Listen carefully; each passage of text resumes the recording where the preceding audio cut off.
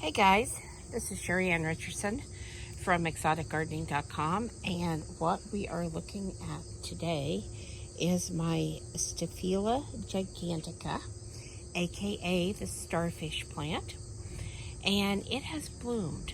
As you can see, mine is container grown. I have simply set the container that it's growing in inside of a heavier ceramic pot to help stabilize the plant. This plant is hardy in zones 9 through 10. That is USDA hardiness zones 9 through 10. It does grow in full sun. It is very drought tolerant, even in a container, I have to say. Its preference is dry, shallow, rocky, but fertile soil. So I have mine in kind of an orchid mix. It does have some soil in there. It has some bark in there. It has some perlite in there. But like I said, it is very, very dry. I did have this outside during the summer. It is now fall. It has been inside for maybe 2 weeks. I did just water it after those 2 weeks. I thought maybe that would help the blooms open.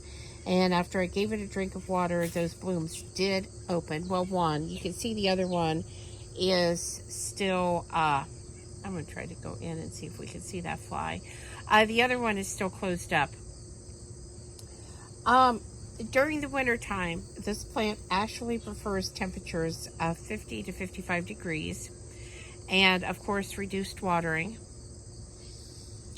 It is easily propagated by cuttings and divisions. Now, I have not tried that because this was a fairly new plant that I got this summer. And look at that fly pollinating. So I have not tried to divide it. My first goal was just to grow it and get it to a fairly good size and see if I could actually get it to bloom, which, as you can see, it is blooming. So, it is native to Tanzania, which I realize I probably just mispronounced, all the way to South Africa. The flowers smell like rotting meat, and I can't say that the smell at this point is horrible, but I could definitely smell something that was off when I came in the house today. So I thought I would go ahead and bring it outside and let these flies get at it and see if we could get some seed.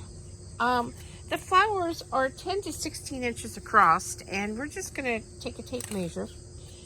I hate to interrupt this fly, but I am just really curious.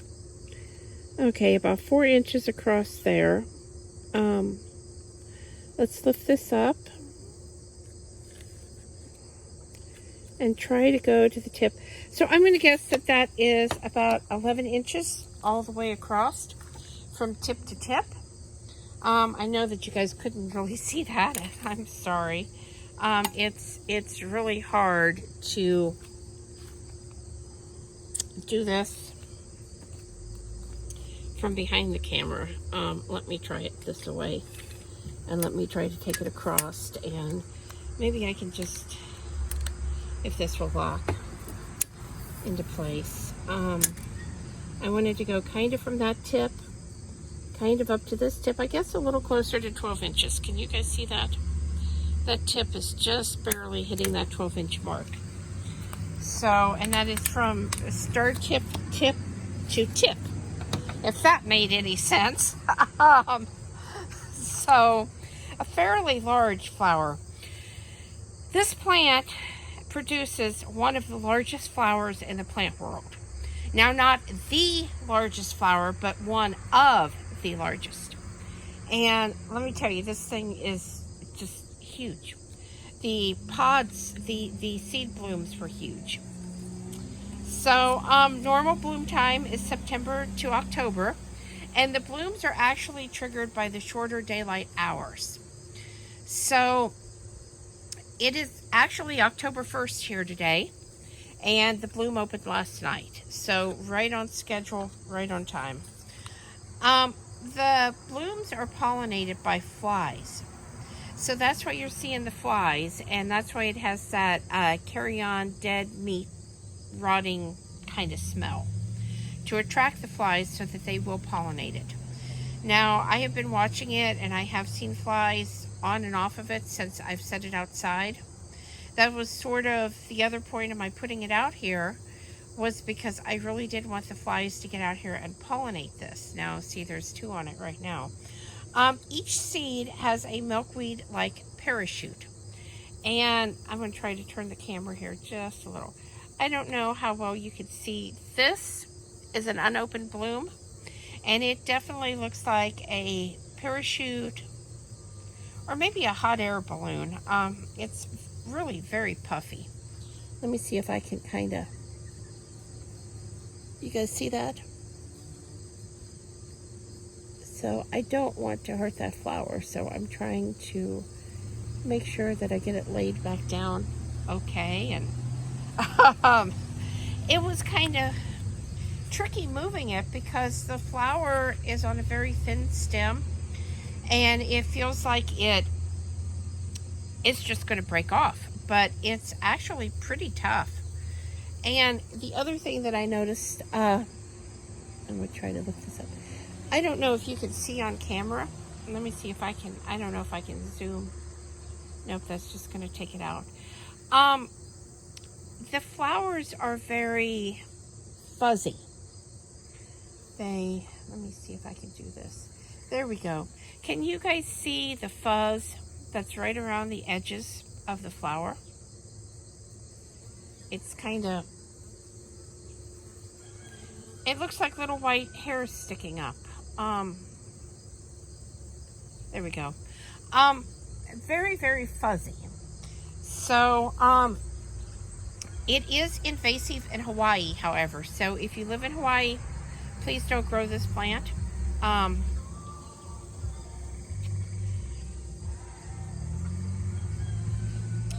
It also spreads easily by both vegetative means and by the wind blowing the seeds around. So,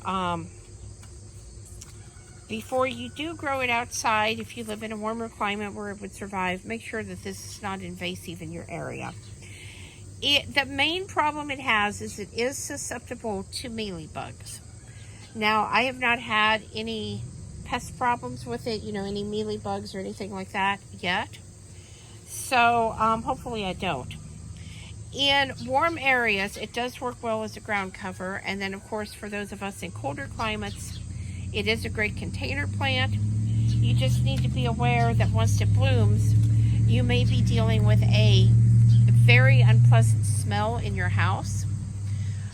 So my suggestion for that is either put it in an area of your house that doesn't matter, or on warmer days and nights, go ahead and set it back outside. As long as it's above 50, that's going to be fine. Just set it outside, let the flies pollinate it, and maybe you will get some seeds and be able to start some of these from seed. Now, I have not, wow, 3 flies. I have not tried to start any of these from seed. Like I said, I did buy this plant. So, I found it at Hilltop Orchids when we went down there, gosh, was that maybe May or June, I think, that we went down there, and I saw it. I knew what it was because I'd been looking for one for a long time, and so I went ahead and picked it up. I thought it was kind of small. I really had no idea that it was going to bloom so quickly, but that's okay. I'm very, very happy it did. And I think the flower is just really cool, guys. If you have some questions about this plant, leave those below. I hope you will subscribe. I will keep you updated. If I get a seed pod forming, I will definitely come back and do another video. Sorry about the noise. I am outside. I will do another video for you that actually shows the seed pod. And then if I do get seeds and I am successful in getting those to germinate, I will sort of take some video along the way and keep it together until I get enough to actually show you the best method to do that. So, besides subscribing, check out that join button below. We have an exclusive membership now on both YouTube and Patreon. If you are interested in the Patreon membership, you will have to go over there and check that one out. But the YouTube membership, you can just click that join button down below, and you can join us for some exclusive content and have the opportunity, depending on the level of membership that you choose, to actually let us know, what do you want to see from us? What kind of content are you looking for? So, thanks for watching, and I hope all of you have a really great night. I hope you've enjoyed this video. See you next time around. Bye.